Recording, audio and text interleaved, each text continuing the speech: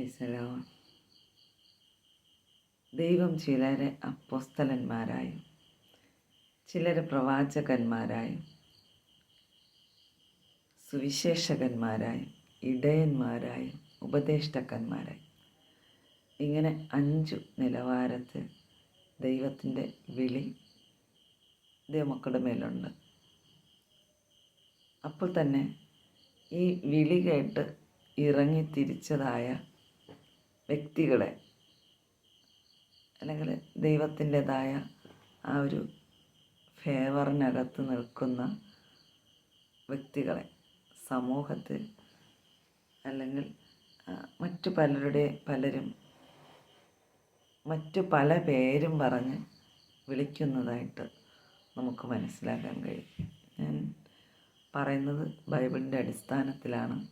വേദപുസ്തകം നാം പഠിക്കുമ്പോൾ അതിനകത്ത് ഭക്തന്മാരായ ചിലരെ വിളിക്കപ്പെട്ടതായ ചില വിളിപ്പേരുകളുണ്ട്. ജോസഫിൻ്റെ ജീവിതം നാം നോക്കുമ്പോൾ ജോസഫിനെ സ്വപ്നക്കാരനെന്നും അടിമയെന്നും ജയിൽ പുള്ളിയെന്നും വ്യഭിചാരിയെന്നും അങ്ങനെ ഒത്തിരി പേരിൽ യോസഫ് അറിയപ്പെട്ടു. അതുപോലെ ഇസ്രായേലിനെ ഭരിക്കേണ്ടതായ ഇസ്രായേലിൻ്റെ 2ാമത്തെ രാജാവായ ദാവീദിനെ ഇടയനെന്നായിരുന്നു ആദ്യകാലങ്ങൾ അറിയപ്പെട്ടത്.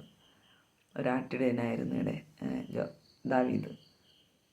മോശയുടെ ജീവിതത്തിൽ നോക്കാമെങ്കിൽ മോശ കൊലപാതകി എന്നറിയപ്പെട്ടു. പ്രവാചകിയായ ഹന്നയുടെ ജീവിതത്തിൽ നോക്കാമെങ്കിൽ താൻ മച്ചി എന്നറിയപ്പെട്ടു. എലിസബത്തിൻ്റെ ജീവിതത്തിൽ നോക്കാമെങ്കിൽ എലിസബത്തും മച്ചി എന്നറിയപ്പെട്ടു. പക്ഷേ ഒരു കാലഘട്ടത്തിൽ ഇവരൊക്കെ ഇങ്ങനെയുള്ള ചില വിളികൾ കേൾക്കേണ്ടി വന്നുവെങ്കിലും പക്ഷേ ദൈവം അവരെ പൊസിഷൻ ചെയ്തപ്പോൾ, ദൈവം അവരെ എത്തേണ്ട സ്ഥാനത്ത് എത്തിച്ചപ്പോൾ ഇതൊക്കെ കീഴ്മേൽ മറിയാനിടയായി. ഇവരുടെ ആ ഒരു യോസഫിൻ്റെ ജീവിതത്തിൽ നോക്കുമ്പോൾ വ്യഭിചാരി എന്ന് ഏറ്റവും വേദനാജനകമായ ഒരു പേര് ലഭിച്ച ആ ജോസഫ് ഇപ്പോൾ മിസ്രൈമിൻ്റെ മന്ത്രി, രാജാവിൻ്റെ അടുത്ത സ്ഥാനം യോസഫിന് നൽകുവാനിടയായിത്തീർന്നു. അതുപോലെ തന്നെ വെറും ആട്ടിടയനെന്നും വീട്ടിൽ ആർക്കും മാന്യതയില്ലാതെ ആ ഒരു തള്ളപ്പെട്ട അനുഭവത്തിലായിരുന്ന ആ ദാവീദിൻ്റെ ജീവിതത്തിൽ നോക്കാമെങ്കിൽ ദാവീദ് പെട്ടെന്ന് ഒരു നിമിഷം കൊണ്ട് തന്നെ ഇസ്രായേലിൻ്റെ രാജാവായി. ഒരു സമയത്ത് സഹോദരന്മാരുടെ വഴക്കു കേൾക്കേണ്ടിയിരുന്നു, അപ്പൻ്റെ വഴക്ക് കേൾക്കേണ്ടിയിരുന്നിട്ടുണ്ടാകാം. ആടുകളെ മേയ്ക്കാൻ ഒത്തിരി ആ ഒരു ബന്ധപ്പെട്ട് ഓടുന്നതായ അനുഭവം ഉണ്ടായിരുന്ന ആ ദാവീദിൻ്റെ മേൽ ദൈവത്തിൻ്റെ ഒരു വിളി ഉണ്ടായിരുന്നത് കാരണം പിന്നത്തേതിൽ ദാവീദ് രാജാവായി, ഇസ്രായേലിൻ്റെ രാജാവായി അറിയപ്പെടുവാനിടയായിത്തീർന്നു. അതുപോലെ തന്നെ നാം മോശയുടെ ജീവിതത്തിൽ നോക്കാമെങ്കിൽ ദൈവത്തിൻ്റെ ആ പ്രത്യേകമായ വിളിയുടെ അനുഭവത്തിൽ ജനിക്കപ്പെട്ടതായ മോശയുടെ ജനനത്തിങ്കൽ നമുക്കറിയാം ഒത്തിരി കുഞ്ഞുങ്ങൾ മരിക്കുവാനിടയായിത്തീർന്നു. ഈ നേതാവായ മോശ, ഇസ്രായേലിൻ്റെ നേതാവായി മോശയെ ദൈവം എഴുന്നേൽപ്പിക്കുന്ന സമയത്ത് മോശയ്ക്ക് പകരം ഒത്തിരി കുഞ്ഞുങ്ങൾ മരിക്കുവാനിടയായിത്തീർന്നു.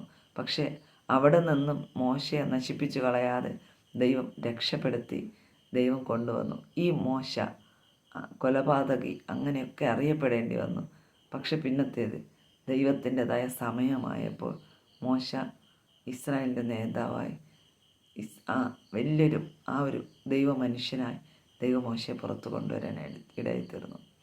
അതുപോലെ തന്നെ ഹന്നയുടെ ജീവിതത്തിലും എലിസബത്തിൻ്റെ ജീവിതത്തിലും മച്ചി എന്ന് അറിയപ്പെട്ടവർ അനുഗ്രഹിക്കപ്പെട്ട പ്രവാചകന്മാരുടെ അമ്മ എന്ന് അറിയപ്പെടുവാനിടയായിത്തീർന്നു.